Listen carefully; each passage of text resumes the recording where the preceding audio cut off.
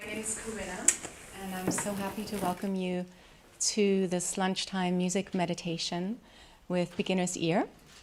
I'm thrilled to have three wonderful musicians performing today, Shyu, Gamin, and Kaoru Watanabe, and to once again have Thomas Droge in charge of the silence and meditation. And I'm so thankful for WQXR for making this possible, and also the Jerome L. Greene Foundation for their support. What would happen if we spent the same kind of care and consciousness on the act of listening as performers lavish on the music? Like, how much more might we hear? And how might that even affect the performance itself? That those are some of the questions that have inspired me to create Beginner's Ear. The term is borrowed from the Zen concept of beginner's mind, which denotes a kind of ideal state of openness to the moment, to what is coming at us in terms of experiences free of preconceptions and mental constructs. So there is an act of generosity that is always part of any true listening, and I thank you for bringing that into the room. Speaking of, I invite you to send a little bit of love in the direction of your very hardworking cell phones, and maybe grant them a power nap as well, or send them into airplane mode. I promise you they will be grateful and refreshed at the end of the hour. I'm going to hand over to Thomas now. He's going to lead us through a 10-minute guided mindfulness practice. And then out of that beautiful silence that we're going to create, the music is going to emerge, do its thing, and go back into the silence. And when you hear a final chime, that's the invitation for us to come back out of the meditation space and connect over just a few minutes of conversation and questions. Thomas will guide you through it. There are really no don'ts. If you feel comfortable, by all means, close your eyes. If not, you can always open them. And if you need to shift or cough or sneeze, nobody will mind. Thank you so much. I'll see you on the other side.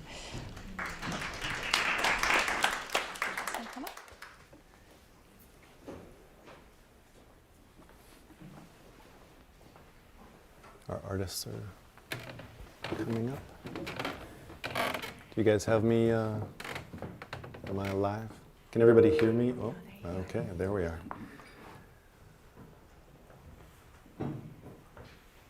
Thank you, Corinna, as always, for having me here to do this. We are on the edge of the Lunar New Year, and it's a wonderful time to step into a new experience. The second new moon after the winter solstice is the birth of spring for us in our Taoist tradition, and it's a great time to emerge into the new life energy of spring, and I think these guys are going to bring us an amazing experience. Thank you, wonderful musicians. So let's find a place of comfort. Let your chair do your work for you, so you can just sit upright. You'll hear a bell at the beginning of our practice and at the end of the music. So close your eyes.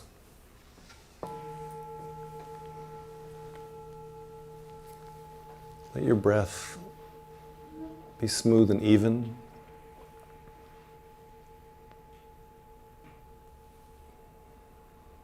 Let your muscles just settle. Make any shifts you need to make in your alignment and position in the chair to really find a place of comfort.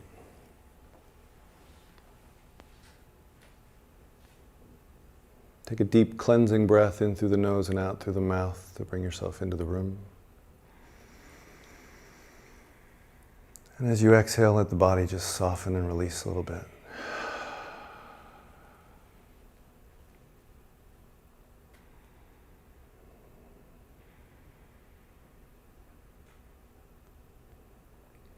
We're going to bring our attention to the breath throughout the practice as a centering point. There's no effort.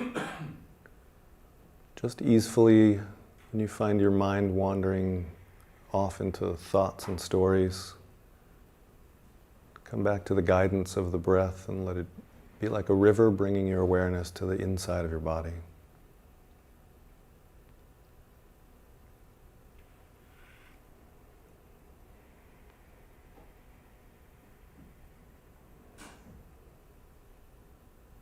Bring your attention to the muscles in the forehead.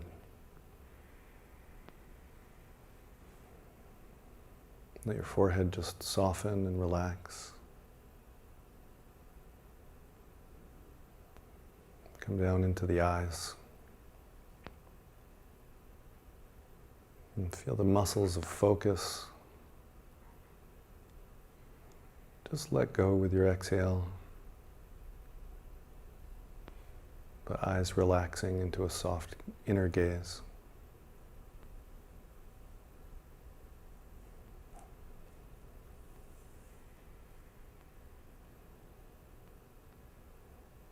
As you follow the breath in, let the muscles of the face soften.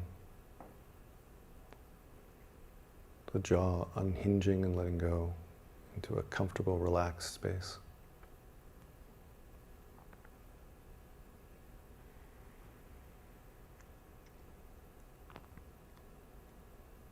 Let the muscles of your neck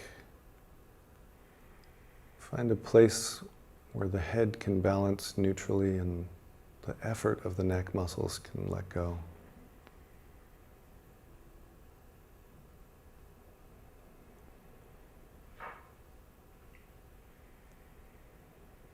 Allow that ease to give your head a sense of lightness and balance.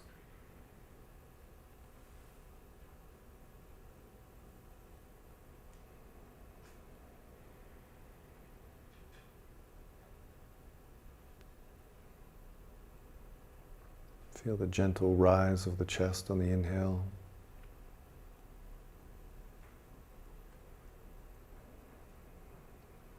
Its fall on the exhale.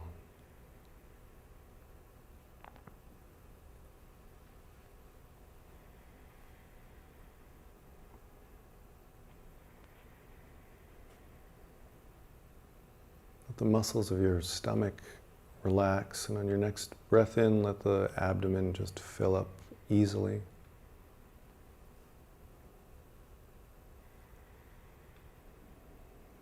Drawing your breath naturally deeper and with less effort.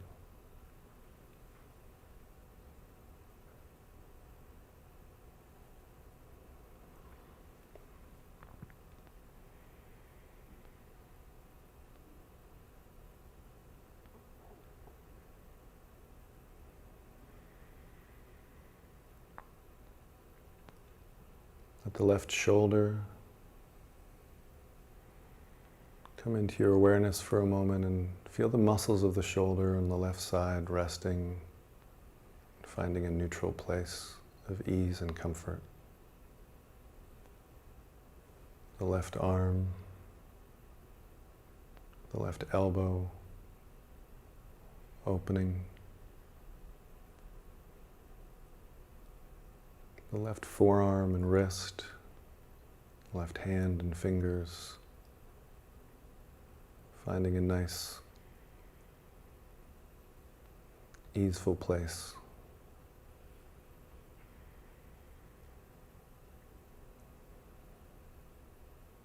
Bring your attention to the right shoulder.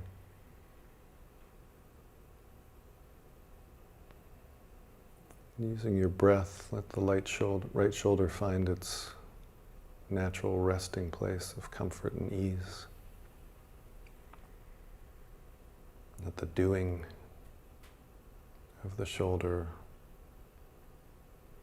pause for this time we're together. Feel the right upper arm relaxing, the elbow on the right side opening. The right forearm relaxing, the right wrist and hand softening and finding an easeful place to rest.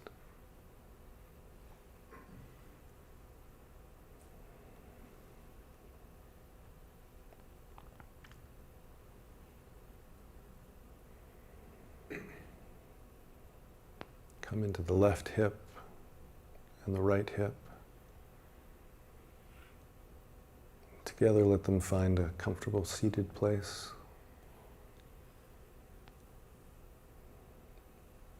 Let gravity help you find a nice, easy alignment.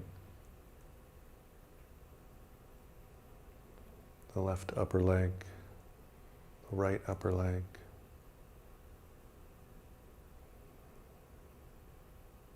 Taking any effort out of sitting. Letting your energy and your breath pour down through the legs, the left knee and right knee opening, the left lower leg and right lower leg, releasing their weight down through the ankle into the feet softening and connecting to the ground.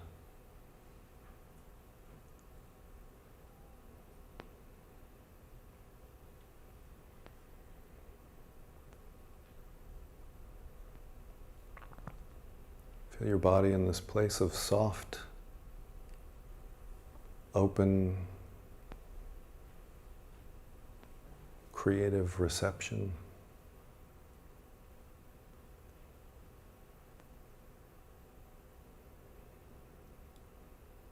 As your intent and your breath, together with everyone in the room, co-creates a space of exploration and community.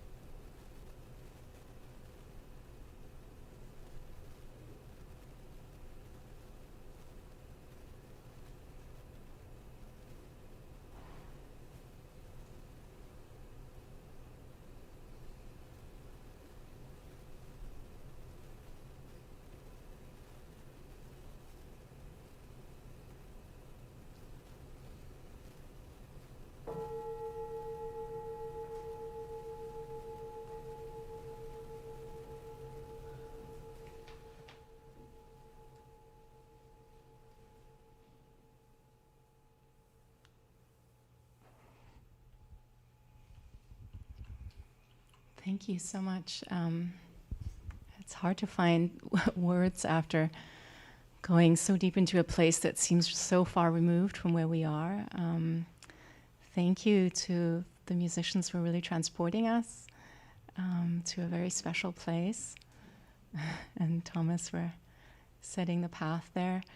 I would love to hear from each of you three, if you could maybe just introduce the instruments that you played and maybe give us a word or two about what it was like creating music out of the silence and that was playing with the silence in the room. Kaoru, do you want to start? And do we have a... Yeah, I'm going to pass. Thank you very much for having me. My name is Kaoru Watanabe. I perform Japanese various percussion instruments. This large drum is called the taiko. I think a lot of people may have questions about this. Is called the rain fan, ameuchiwa, and it's used in kabuki theater to create the sound of rain. And I have bamboo flutes called the shinobue, various scales and usages in both traditional and contemporary Japanese music. My name is Shyu. I brought just a couple of my tools. This is a gwatkim, which is translated to moon lute or thing or instrument. And gwat in Taiwanese means moon, and kim, it is literally a thing. But most instruments end in that word. In Chinese, it'd be yue qin. So because it is moon-shaped. This particular one was made in Hengchun in Taiwan, which is a village, township in southern Taiwan, where there is a rich tradition of particularly Hengchun minyao or Hengchun folk song. And I also brought with me kamanak from Java, and they are differently tuned. And so I was playing them kind of separately. Usually it takes two people to play these.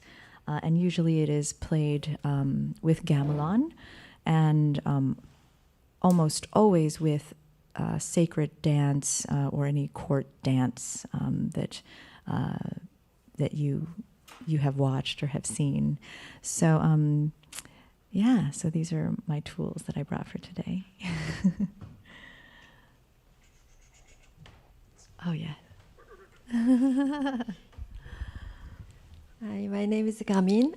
I play Korean wind instrument. So first, I played this instrument. It's called hun. It's kind of ocarina, but very ancient version.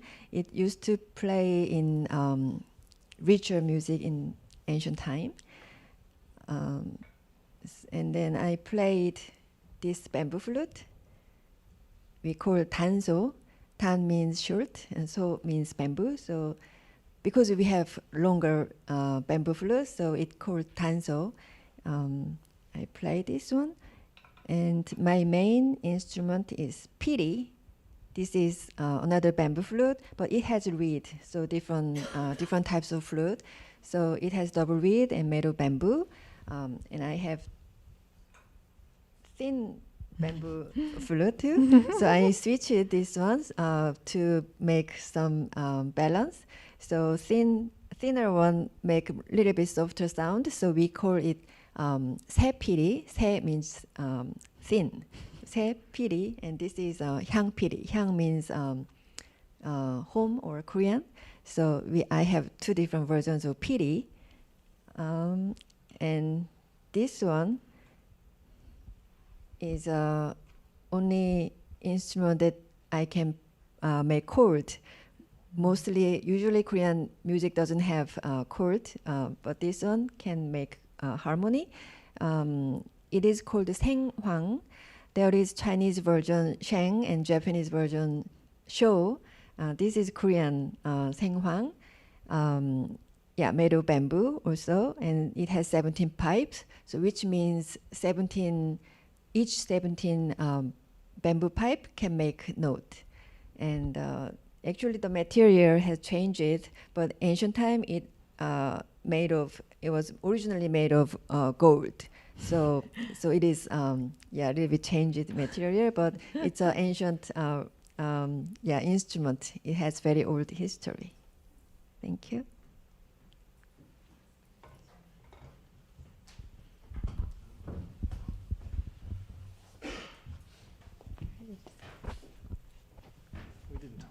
Yeah. So you were just talking about how a lot of the music, a lot of the instruments that you have make just one sound at a time. And one thing that really struck me listening to some of the, especially the opening sounds, which were a lot of sustained long notes, was that they managed to be both a single note and a lot of waves. Like there's a lot of undulation and pulsating that is sort of in, so that these things always seem to have like this dual nature of both kind of being and going somewhere. And from within the state that I was listening, I thought that was really a very beautiful way to get us into the world of sounds out of silence, and also quite different, I felt, to some of the things that we prize in Western music, where we have more sustained, kind of polished sound that is uniform all the way through. Right? Is that something that you can like talk about, how maybe Jen, like how you shape music out of that duality of the single thing and the motion within it? I think, the undulating, the vibrato, especially coming from a singer point of view, has a lot of meaning and has a lot of power, and it's all about the breath and the way you control your breath, the way you distribute it, and have it, change the nature of the sound and the texture. So today I was particularly drawing from Javanese singing, and also a little bit from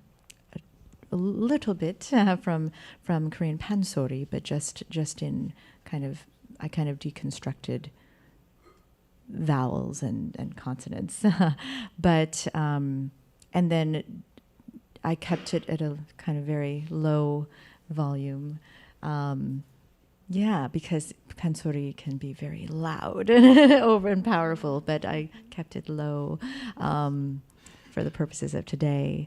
So, and I was mainly making up the syllables, but I definitely was singing some particular text in Javanese that is accompanied with a sacred dance called Pudoyo, and particularly one for this, it's called Pangkur. So I was using just a little bit of the text. And then in Korean, I was playing with the words chonge, uju, which is like the opening of the sky and the universe. And it's usually sung in binari, and it's usually used as a blessing.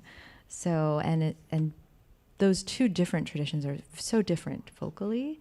And typically Javanese singing is very high and very focused, and at least in binari is huskier and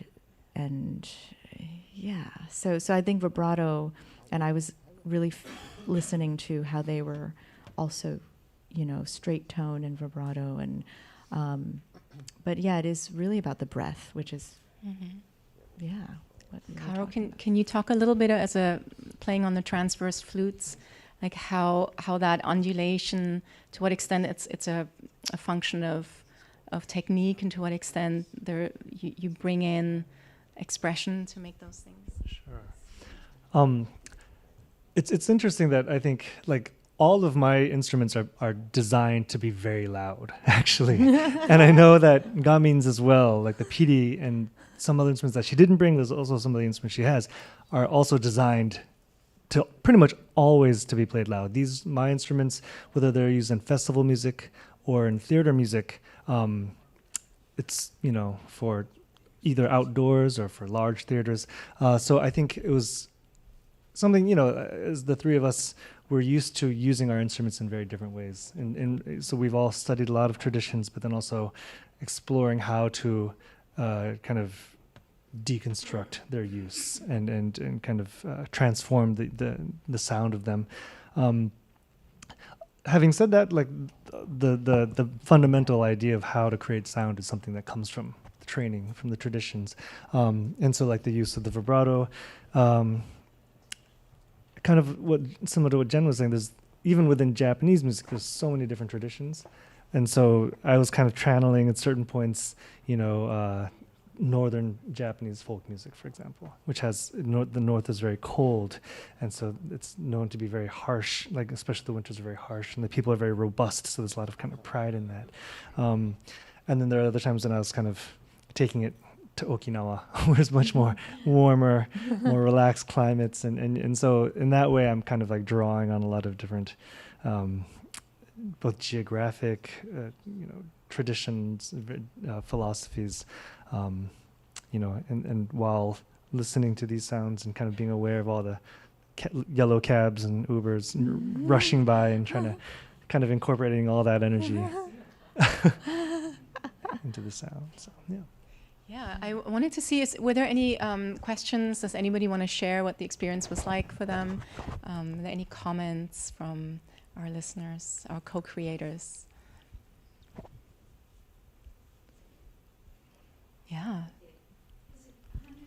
Let me just give you this.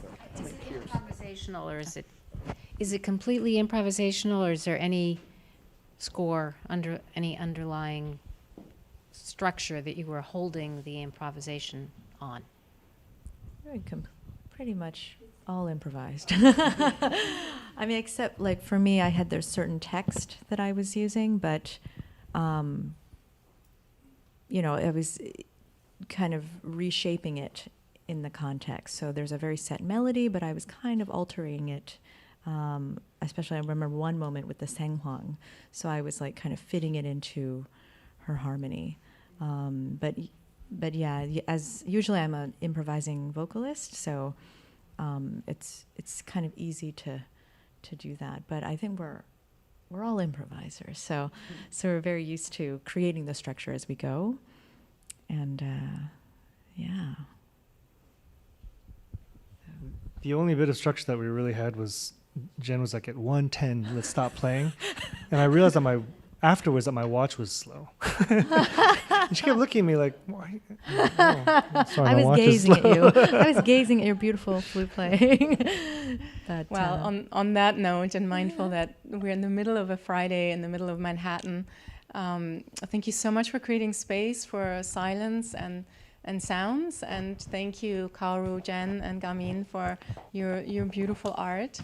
And I hope to see many of you back again next week. Will be piano music from our time, beautiful pieces by Philip Glass, Julia Wolf, Hannah Lash, and Julian de la Chica, a composer who will join in on one of the pieces himself. And then February brings very different repertoire as well. There'll be some Baroque trio sonatas, there will be romantic four-hands piano music, and a very rare New York sighting of a wonderful classical guitarist from Russia called Artyom Dervoed. So please check the website, and I hope to see many of you again. And thank you so much for being open to this. Thank you.